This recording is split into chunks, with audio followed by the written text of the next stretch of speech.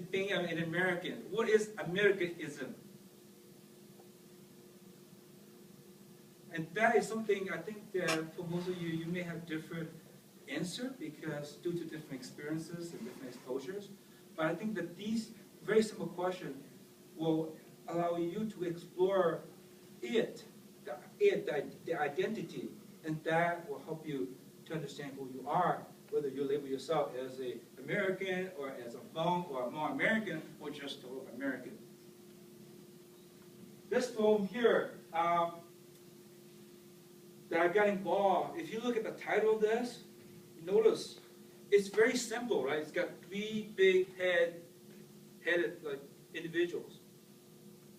But all of these is such a simple thing, but they took months and months to decide on. If you look at the actor, which is the guy wearing the red shirt, right? But you see the front, wow. In this film, we have roughly around 80 to 84 minutes. Well, he's the one that's present through most of the film. So therefore, he has to be in the front. The guy in the middle there is a father, right? And I'm going to talk in depth when I go into the presentation. But just look at it. His face shows some kind of concern, right? Well, look at the actor. Look at Val, the character, right? They're playing the character Lane. He's motionless. You can't tell whether he's angry, he's happy. And that's the kind of character that we want to see in the film. Now, if you look at the lady at Dee Tall, they're playing Gao Li.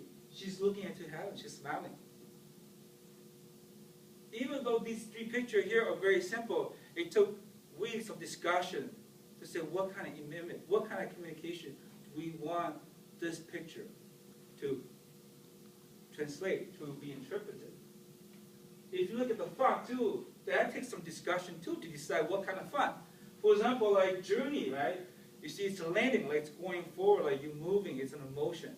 Rather than if you look at like Fallen Skies, where it's like it's still like straight vertical, right?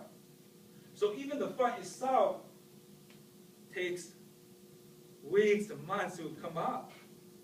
So when you do this type of project, you really appreciate that when you look at a picture, when I open a magazine now, I appreciate it so much more because it's not just one snap. That picture took times and series of discussion to be what it is.